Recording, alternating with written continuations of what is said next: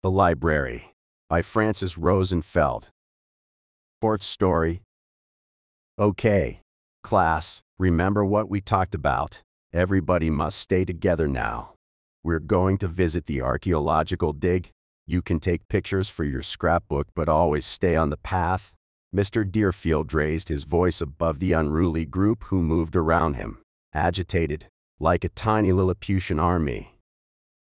Breathe, man, he told himself, already baking in the unforgiving desert sun. Just breathe. We're all going to be fine. All you need to do today is bring all the kiddos back home in one piece. She's crazy, and she's going to end us all one day. He directed a sharp arrow of bitterness in the school principal's direction, the daring spirit who saw fit, in her infinite wisdom, to send him to this devil's armpit with 18 9-year-olds in tow to gawk at rocks. Jack, are you listening? He raised his voice a bit more to impress on the habitually hyperactive youngster the importance of paying attention to his words. The latter looked at him, distracted, making perfectly clear to the teacher his words were wasted on the wind. The kid had this nonchalant attitude, which, mixed with a natural, casual elegance and a penchant for trouble, always made Mr. Deerfield think of James Bond. Mr. 007 was a handful, that's for sure. Oh, God, the latter sighed. If there ever was a time to seek providential help, breathe, just breathe. We're going to be fine. I'm fine. They're fine. We're all fine. As if prompted, the little crowd dispersed in all directions, in ways which made it impossible for him to control, and the teacher's anxiety turned to despair. They crawled and jumped around the old rocks, ignoring any calls for caution or cohesiveness, alone or in groups of 2 or 3, according to their friendships and interests. Gwen, Jack whispered from behind a large boulder. His voice sounded eerie, carried by the wind away from his presence, in almost ventriloquist fashion. Gwen, come over here. You wouldn't believe what I found. The girl went after him eagerly, since he was the ringleader in all the fun games, and whatever he had found there was definitely worth seeing. Past the boulder she was met by the most incredible sight. People in funny-looking clothes were chatting and digging and carrying wheelbarrows full of dirt, which they carefully sifted through large flat sieves, excited to find bits and pieces of broken treasure. Told you, Jack whispered, excited, and they said this dig had been abandoned 10 years ago. You can never believe the grown-ups. We have to tell Mr. Deerfield. Gwen turned around, despite Jack's protests, and was stopped in her tracks when he went suddenly quiet. When she turned around, he wasn't there. She moved a little closer to the dig, sure he went there without permission, wondering if she should tell on him and deciding against it, when a bearded man, covered in sweat and dirt from head to toe in the middle of a trench, looked at her as if he'd seen a ghost. Gwen, is that you? He rushed up the hill towards her, and Gwen got scared. How many times had she been warned about strangers approaching her when she was alone, and this desert encounter checked all the boxes on her danger sheet. So she ran back to her class, to get help from the teacher. Mr. Deerfield, Jack and I found a team of people working on the dig. They are right behind that boulder and Jack must be with them. Can you please come with me so we can find him? Gwen, come here. But Mr. Deerfield, sit down, please. She reluctantly obeyed and sat on a flat rock that was right next to her. How many times did we talk about the fact it's not okay to make up and talk about things that aren't real? Mr. Deerfield, don't you understand? Jack is with them. We need to find him. She jumped to her feet and dragged him by the hand all the way to the boulder, only to see, in her dismay, that there was nobody there. The dig had obviously been abandoned for many years. Jack, she yelled over the landscape. Jack, where are you? Mr. Deerfield started to get irritated by this childish fancy and decided to nip this nonsense in the bud and with as little commentary as possible. You're too old for imaginary friends, Gwen. It's getting late. We have to go back. He sighed a sigh of relief. counting the youngsters and finding all 17 of them. Thank God nothing bad happened. I'm so mad about the mere idea of this trip. I can't even see straight. Oh, she'll get a piece of my mind when we get back. But Mr. Deerfield, we can't leave. We can't leave Jack here. Don't you understand? He's with the archaeologists. Gwen, there is no Jack. Get on the bus. But enough. He flashed a fierce look in her direction. Oh, great, a storm is coming too. That's all we were missing. Dark clouds had gathered on the horizon, threatening a powerful downpour. Everybody, gather your belongings. Don't forget your cameras or your phones. We will not be coming back here for any lost items. And she sent them here on a Tuesday, no less. Had it been over the weekend, at least, maybe there would have been more people, so this place wouldn't look like a ghost world. Gwen's parents took her to a child psychologist who specialized in children with imaginary friends, and the latter convinced her, over many years, that her best childhood friend had been nothing but a fantasy. Back in the desert, a young couple out on a hike came upon a confused 9-year-old boy, who insisted he got separated from his class on a field trip.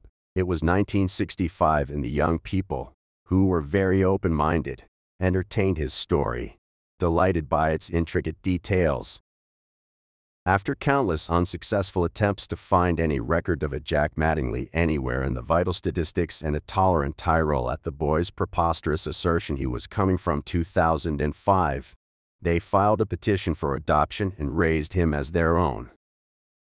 Jack realized early on that stating he's from the future would make his life, already upturned as it was, a lot more uncomfortable than it needed to be.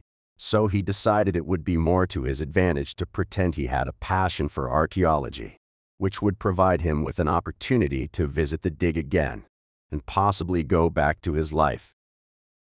Being stranded in the past was a lot more pedestrian than the romanticized version in sci-fi novels. Between the prevailing standards of dentistry and the absence of computers, life felt so raw it could make one scream. No wonder they all did drugs. What the heck else was one to do under the circumstances? The silver lining was that, compared to his peers, he was so advanced.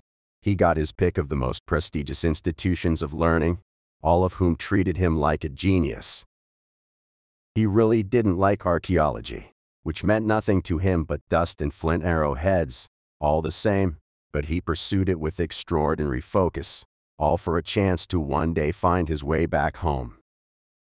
One can imagine his shock at seeing Gwen standing there, next to that boulder, not 20 feet from him, after all these years, looking exactly like he remembered her moments before his life was fundamentally altered.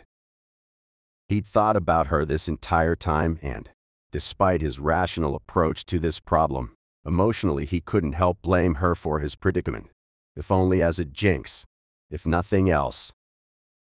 However, this was his chance, the chance he'd been waiting for, to discover what had happened to his old life, even though he had pored over birth records and school records and any records he could think of without once coming upon his own name.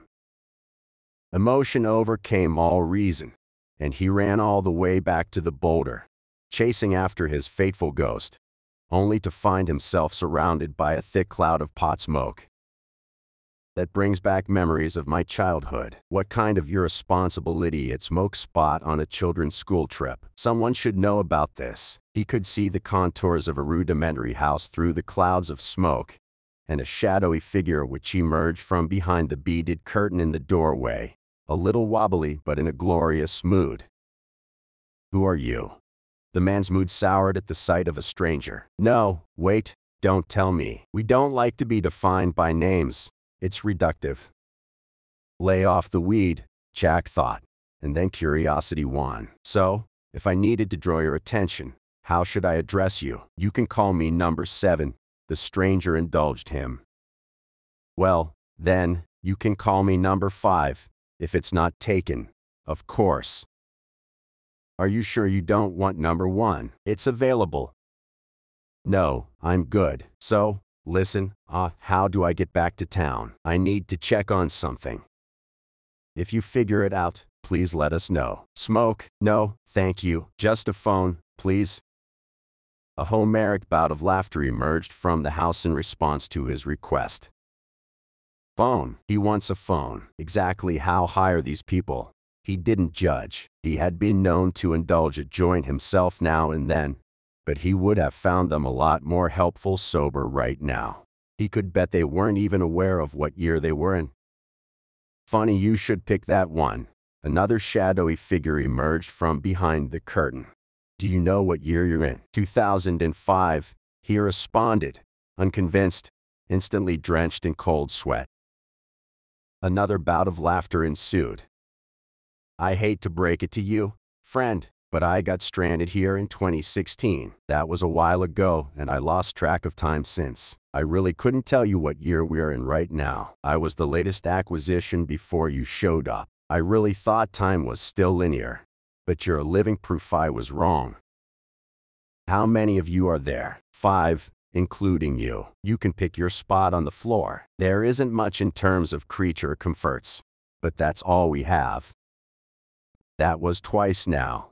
Twice that bane of his existence, which had disguised herself as an innocent 9-year-old girl, had gotten him stranded in nowhere land, and the second time was much worse than the first. He simply couldn't contain his ire towards that useless airhead who clashed with his life and bounced it off course, not once, but twice. He swore to himself if she ever crossed his path again she'd hear from him, and oh, the things he had to say to her. She must be what now, 23, 24, living a normal life, oblivious to his predicament, probably unable to remember he even existed, spared a childhood stripped of gaming consoles and internet searches.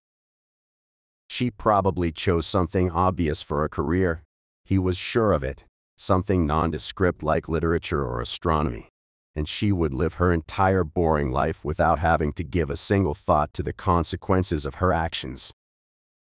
We all live in this chaotic clash of behaviors and consequences inside which our barely thought-out actions affect others and theirs affect us in ways that are too many and too complex to track and morally evaluate. The mere fact most of us survive the slings and arrows of such outrageous fortune for a reasonably long time must be proof there is a God. Years passed, generously seasoned with happy smoke and mushroom tea, and the blade of his ire dulled down, so, by the time fate brought him and Gwen together for the third time, it found him completely unprepared.